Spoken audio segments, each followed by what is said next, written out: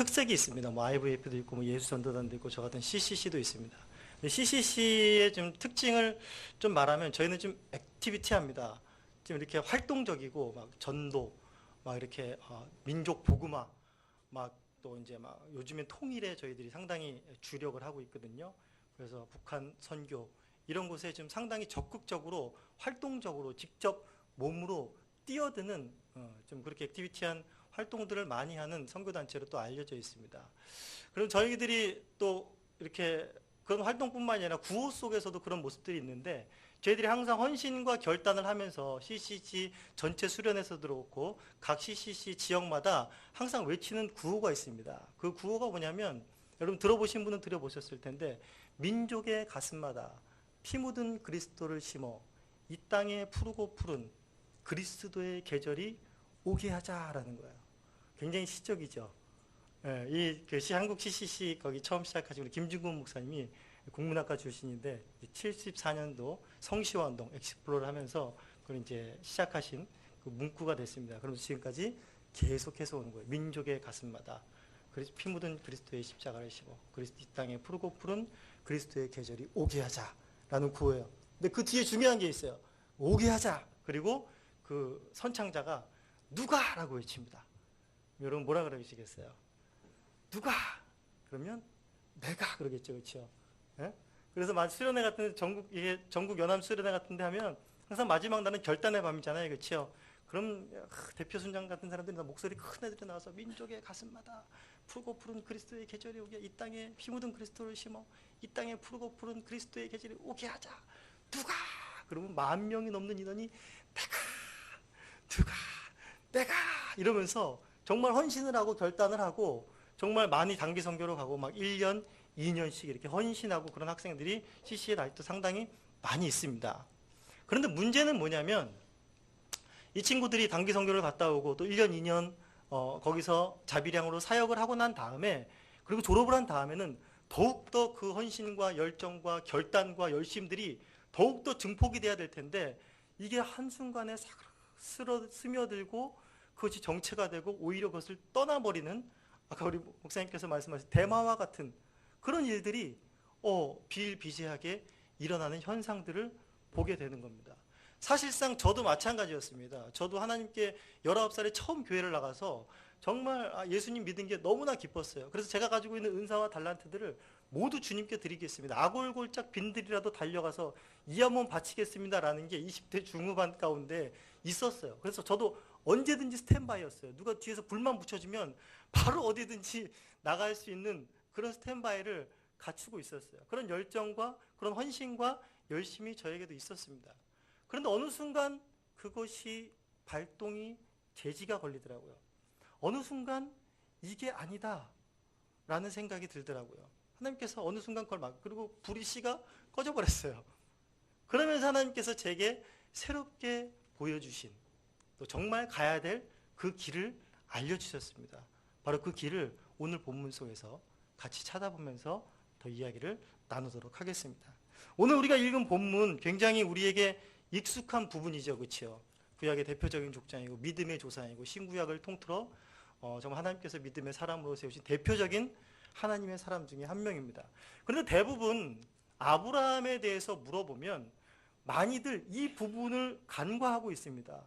아브라함이 어떤 사람이냐라고 하면 이 부분을 얘기하는 것이 아니라 이 첫 부분을 얘기하는 것이 아니라 대부분 어디를 많이 얘기할 것 같아요? 이삭을 그렇죠. 이삭을 바친 것 그리고 100세의 아기를 낳은 것 그런 부분 속에 많이 포커스가 가 있어요. 그렇기 때문에 하나님께 대한 정말 자식까지 드리는 자기의 모든 것을 다 드리는 순종 그런 믿음들 또 하나님의 약속을 기다리는 그래서 아브라함에게 굉장히 많은 포커스가 가 있습니다. 그러면서 굉장히 이 심심찮게 이삭을 드리는 그 장면 속에서 어떤 적용이 갔는지는 몰라도 자식들을 이렇게 하나님 앞에 이렇게 헌신시키는 하나님 앞에 드리는 이렇게 일들이 비일비재하게 많이 있습니다. 그런 여러 것에 영향을 받아서 뭐 좋은 적용인지 나쁜 적용인지는 모르겠지만 아무튼 그게 은혜가 된다고 그죠. 그쪽 부분이 많이 두각이 돼요. 이 부분은 사실상 많이 간과를 하고 있더라는 거예요. 그런데 사실상 아브라함을 생각했을 때 이것이 아브라함의 첫 출발이요 하나님의 약속이 있는 그리고 그 생에 전체를 끌어가는 그 후손의 전체를 끌어가는 굉장히 중요한 약속인데 이 부분을 간과하고 있더라는 거죠. 이 본문을 다시 한번 보시면 이 본문 속에서 강조되고 있는 게 뭘까요? 아브라함을 부르시고 아브라함이 말씀하시며 강조되고 있는 말들이 분명히 있죠. 그렇죠? 뭘까요? 딱 보니까 복이라는 게 굉장히 강조가 되네요. 그렇죠? 복이란 말이 5번 정도가 나오죠. 그렇죠? 네, 그런데 또 제가 여기 본문 속에서 다시 보는 강조하고 싶은 말이 있습니다. 복 이전에 또 봐야 되는 이곳에서 들리는 음성이 있습니다. 음성이 있다 그러니까 또 저를 신비주의자라 보시면 곤란합니다. 네, 굉장히 또 강조하고 있는 말이 있어요. 제가 한번 읽어볼게요. 여호와께서 아브라함에게 이르시되 너는 너의 고향과 친척과 아버지의 집을 떠나 내가 내게 보여줄 땅으로 가라. 내가 너로 큰 민족을 이루고 내가 내게 복을 주리니 내 이름을 창대하게 하리라. 너는 복이 될지라. 너를 축복하는 자에게 내가 복을 내리고 너를 저주하는 자에게 내가 저주하리니 땅의 모든 족속이 너로 말미암아 복을 얻을 것이라. 뭐가 강조되죠? 어떻게 하셨어요? 예, 저에게 귀가 박히게 들린 것은 바로 이 내가입니다. 저희 CCC가 외치는 구호죠. 그렇죠? 누가? 내가입니다. 그렇죠? 근데 여기도 만만치 않게, 아니 만만치 않게는 비교가 불가하죠. 여기도 내가라는 게 강조되고 있어요. 같은 내가인데 완전히 다르죠. 그렇죠? 우리 내가는 내가입니다. 그렇죠? 내 열심, 내 헌신, 내 정성, 내 그냥 각오. 여기 내가는 뭐예요? 여기 내가는 하나님의 내가입니다. 굉장히 강조하고 있어요. 하나님께서 결국에 내가를 강조하는 건 결국에 뭐예요? 내가 복을 주겠다는 거. 아브라함을 통해서 복을 주겠다는. 근데 그 복이 궁극적으로 어떻게 이루어진다라는 거죠? 여기 2절에 보시면 바로 그 말씀이 있습니다. 내가 너로 뭐라고요? 큰 민족을 이루고라는 말이에요. 여기서 크다라는 것은 단순히 규모적인 시각적인 부분만을 이야기하지 않아요. 여기서 크다라는 것은 great, 어떤 위대한, 어떤 존귀한 하나님께서 만드시는 큰 계획들 이런 것들을 포함하고 있는 단어고 여기는 민족이라는 말은 여러분 10장 5절에 보시면 이들로 여러 나라와 백성으로 나뉘어서 각기 언어와 종족과 나라대로 나라라는 말이 있습니다. 이 나라와 같은 말이에요. 나라와 민족 상호 교호적으로 쓸 수 있겠죠. 그렇죠? 민족의 나라고 나라를 이루는 민족. 하나님께서 내가를 강조하시면서 내가 친히 위대한 아브라함을 통해 위대한 어떤 나라를 세울 것이다. 그리고 그 나라를 복되게 하고 그 복된 나라를 통해서 그 복이 만방으로 흘러가게 하겠다라는 의미예요. 그러면 그런가 보다. 그렇지 어련히 뭐 하나님이 하시는 일들이 하나님이 하시는 크고 놀라우신 계획들이 뭐 어련히 그렇겠지. 하나님이 하시겠지라고 생각할 수 있지만 이 본문 속에서 하나님께서 내가 큰 민족을 이루리라. 내가 친히 내 나라를 만들겠다라는 이 말을 강조하는 것은 바로 11장과 대조해 보시면 하나님께서 왜 그렇게 내가를 강조했을까라는 그 의미가 더 두각될 수 있다고 저는 생각합니다. 자, 11장 사건 보시면 1절부터 여러분들 보시면 이건 유명한 또 여러분 잘 아시는 본문이죠. 바로 바벨탑 사건입니다. 그렇죠? 여기는 뭐가 강조가 될까요? 11장 1절에서 4절까지 보시면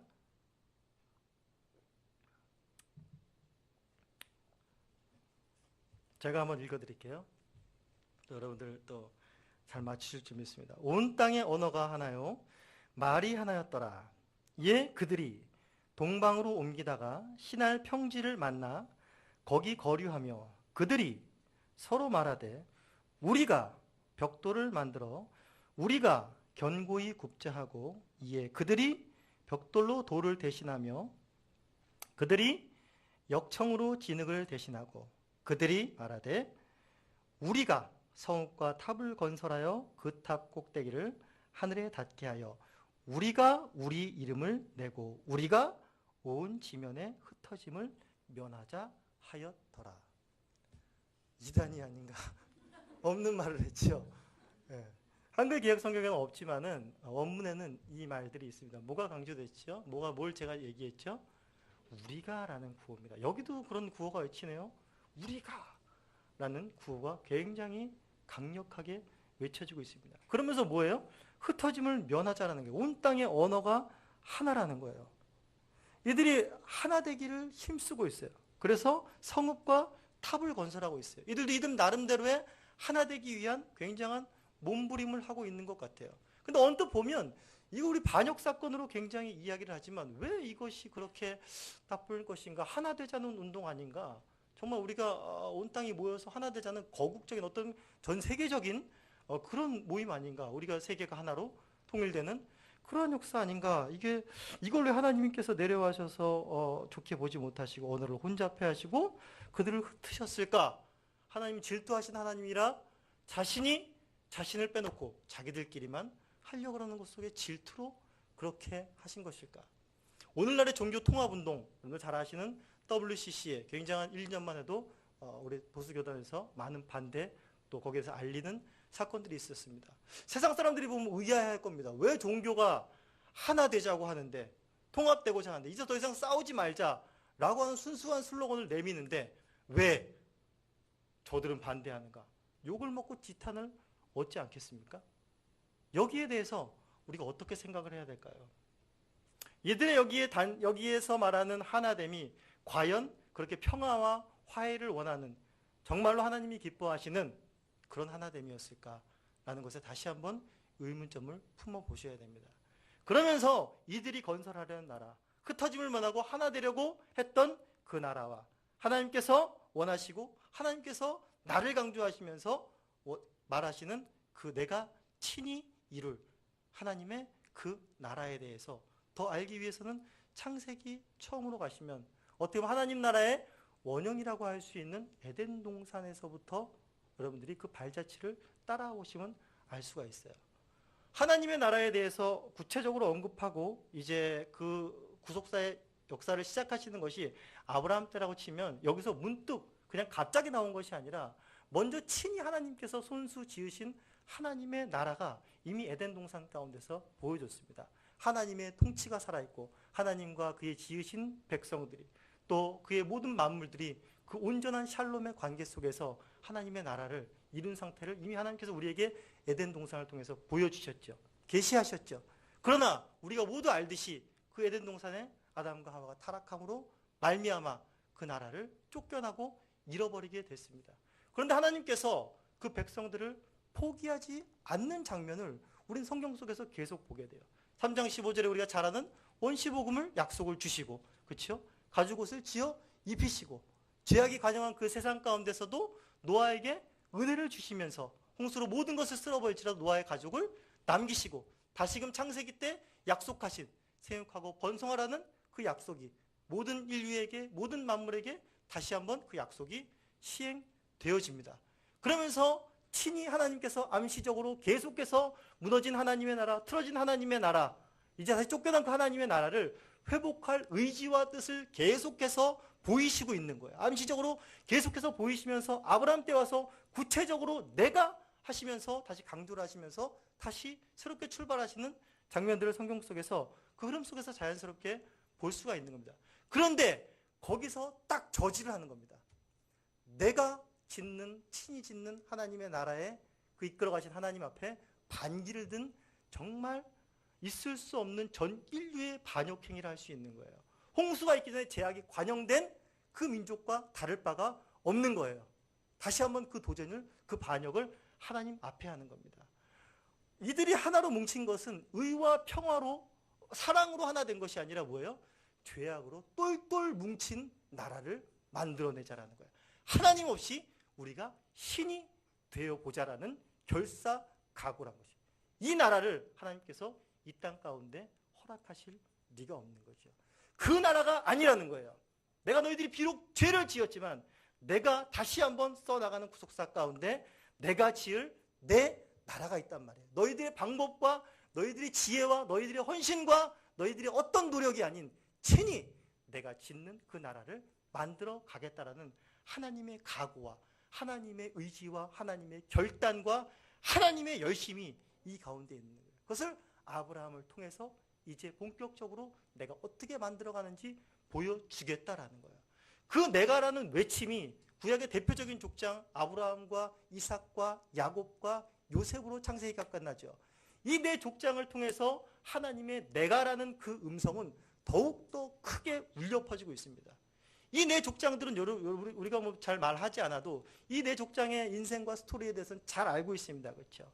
그런데 그 내 인생의 족장 속에서 하나님의 내가라고 하는 그 음성을 들어보셨는지요?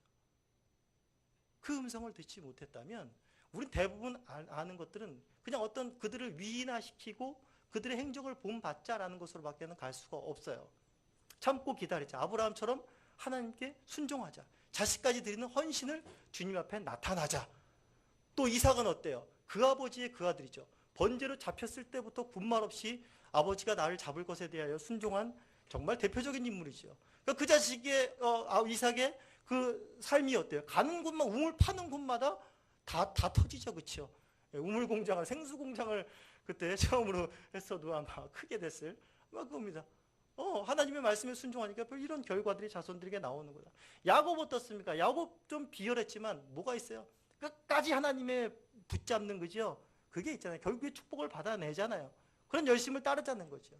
요셉은 기가 막히죠, 그렇죠? 요셉은 진짜 많이 등장하는 인물이죠, 그렇죠? 성공 스토리로 빠질 수 없는 게 바로 요셉입니다. 요셉에 많이 자극을 받아서 유학을 많이들 보낸다 그래요. 유학 보내서 고생을 해야. 참 믿을 수 있는 말인지 없는지는 모르겠지만 요셉 그 본문을 또 요셉이 애굽으로 유학 간 걸로 또 이게 풀어내시는 참 놀라운 역사들이 있기도 하더라고요. 그런 식으로밖에는 해석할 수가 없어요. 그런데 거기에 하나님의 내가라는 음성이 처절하게 울려 퍼지고 있다는 거죠. 하나님께서 내게 큰 민족을 이루리라. 내가 위대한 너를 통해서 민족을 이루라는 그 약속을 주시면서 결국에 그 약속을 이룰 만한 힘은 하나님께 있다는 것을 아브라함에게 긍정하게 보여줍니다. 아브라함은 벌써 내 힘으로는 어떤 하나님의 약속이나 그런 성취함을 얻을 만한 힘이 없다는 것을 언제 벌써 고백할 수밖에 없어요. 100세 때 바로 100세가 되기 전에 하나님께서 자식을 주신다라는 그 말 속에 웃음을 터뜨릴 수밖에 없었잖아요. 그렇죠? 안 되는 거란 말이에요. 아브라함과 사라가 안 된다라는 거. 우리 생각과 우리의 판단으로는 이건 안 된다라는 거예요. 그들이 할 수 있는 건 뭐였어요? 집에서 길리운 자인 내 종인 엘리에셀이나, 그렇죠? 또 누구였어요? 하갈을 넣어줘서, 저종인 하갈을 넣어서 이스마엘이나. 그들이 생각할 수 있고 그들이 할 수 있는 방법, 그들의 머리에서 짜낼 수 있는 방법, 하나님의 약속이 이루어지는 그 방법은 그 정도밖에 없었다라는 거예요. 근데 하나님은 그것이 아니라는 거예요. 너희들의 잔생각, 잔재주, 잔지혜로 그것이 되어지는 것이 아니라 내가 친히 너의 자손을 낳게 하겠다는 거예요.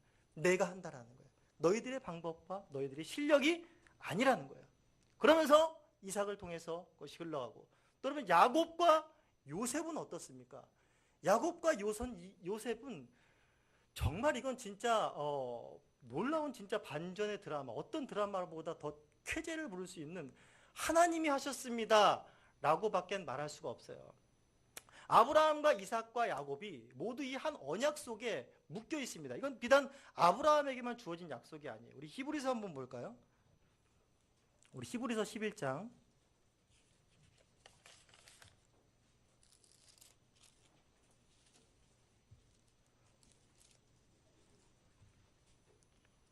히브리서 11장 8절 한번 보시면,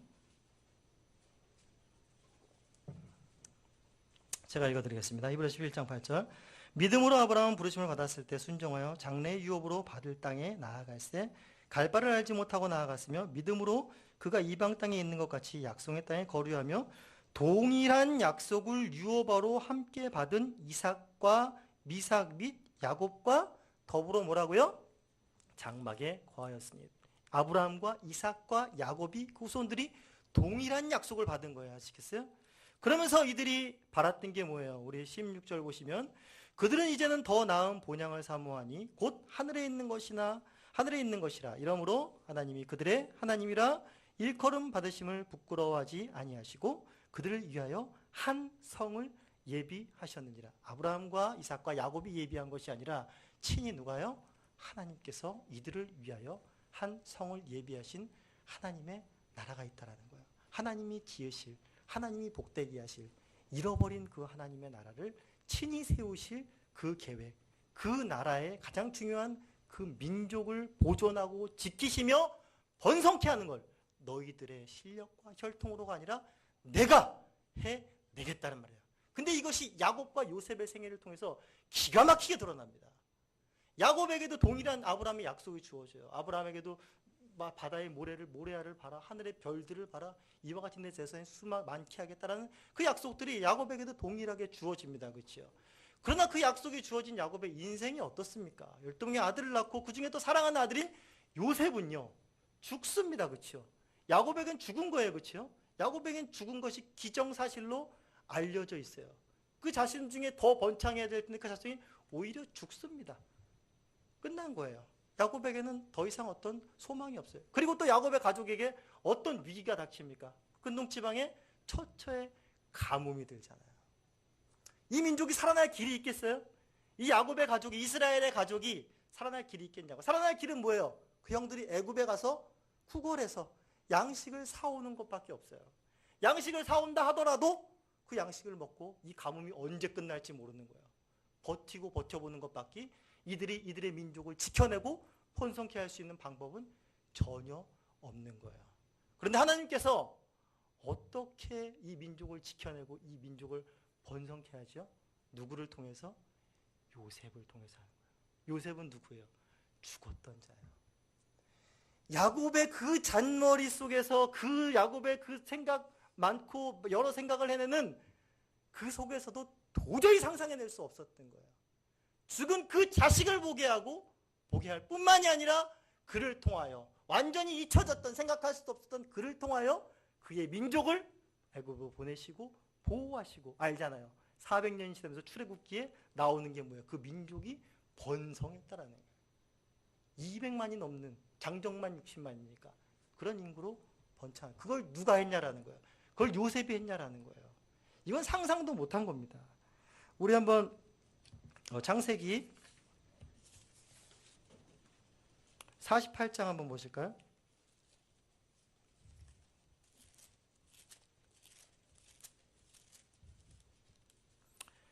창세기 48장에서 야곱이 하는 말입니다. 창세기 48장 11절에서 제가 읽어드릴게요.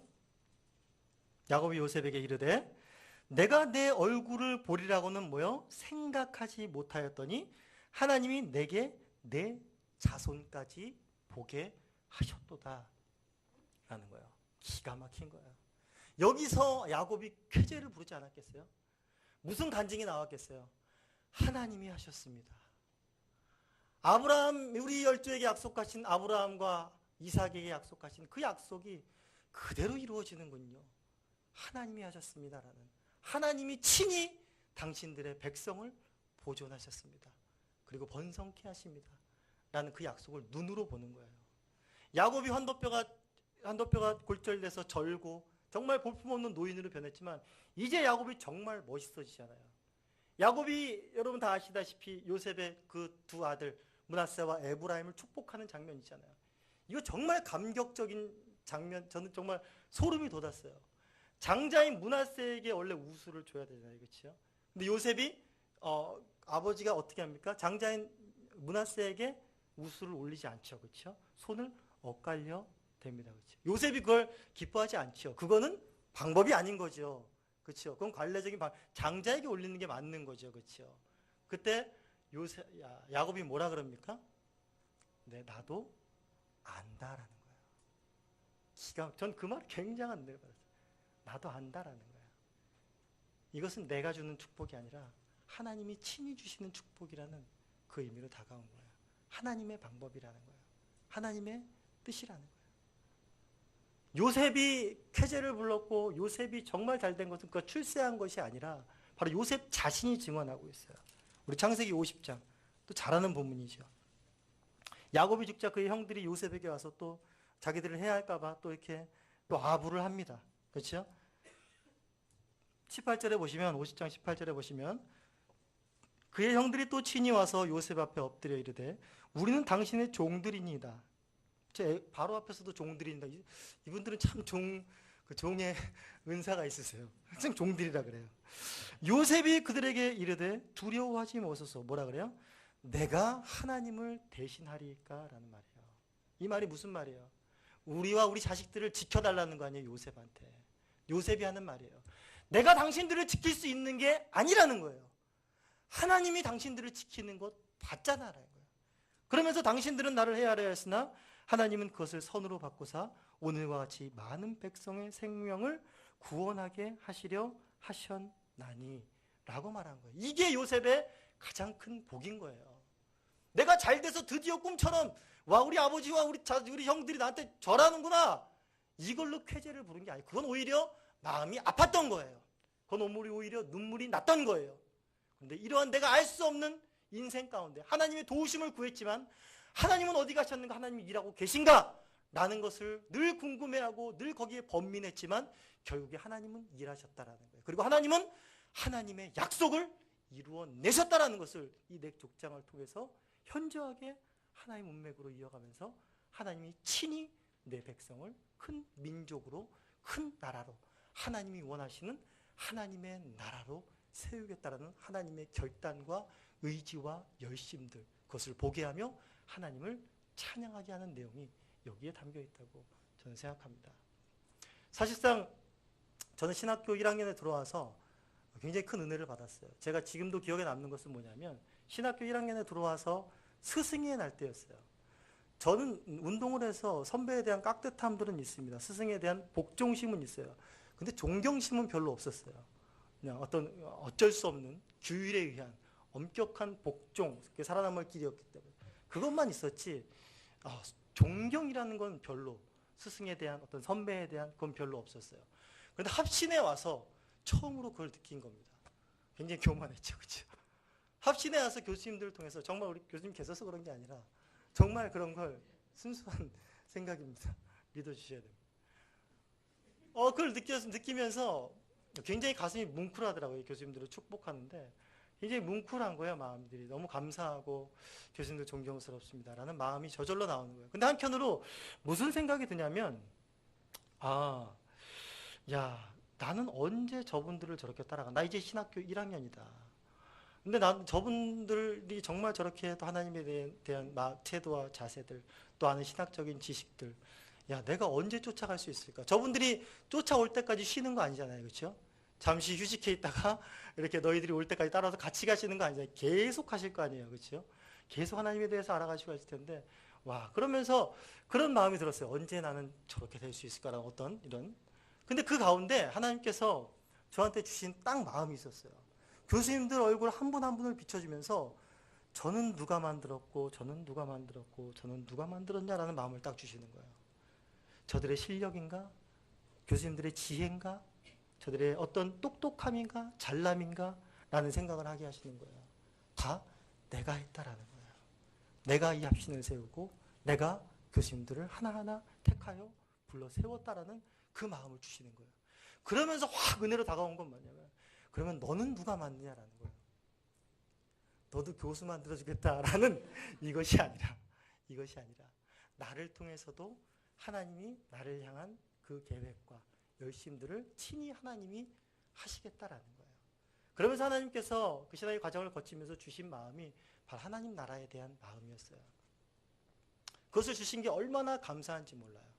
그래서 저는 하나님께서 친히 지으시는 그 하나님 나라에 대해서 성경을 통해서 더욱더 계속 같이 연구해 가고 또 그것을 전파해 가고 또 그것을 만방에 알리고 그 영광을 또 찾아가면서 하나님께서 예비하신 그 한성을 찾아서 가는 나그네로서의 그 삶이 저의 어떤 정체성이 됐습니다. 사실상 지금 여기 와서도 제가 그때 고백했던 그 생각이 나요.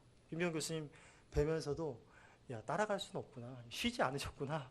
라는 생각들이 굉장히 듭니다. 그것은 따라가지 못할지라도 동일하게 하나님이 역사를 일으키신다면 크건 작건 하나님의 존귀하고 위대한 일이며 하나님이 세우는 하나님 나라의 영광스러운 일이라는 것을 믿습니다. 모두가 그 영광 가운데 동참하는 나그네의 삶을 감사함으로 기쁨으로 살아가시를 소원합니다. 감사합니다.